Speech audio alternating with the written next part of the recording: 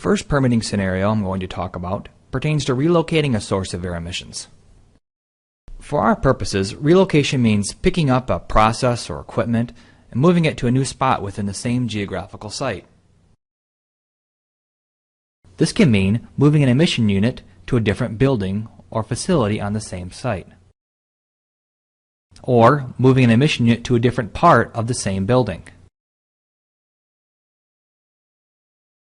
Normally, you do not have to get an air permit if you're relocating an emission source within the same geographical site.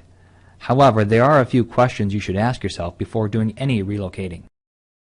If the process was considered exempt before the relocation, you will need to be sure it is still exempt after the relocation.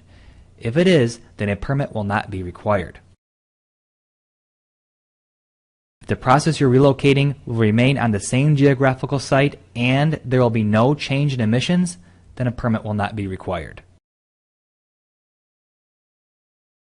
However, if the process is already covered under a permit, you may need to modify the permit. And if changes to emissions occur, it may be a modification instead of a relocation, which we'll talk about later on. If moving to a different geographical site, this would be considered an installation, not a relocation.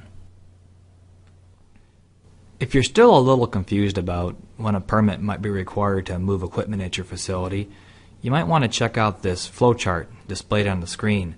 You can also download a copy by clicking on the link. This concludes this session on relocation. Thank you.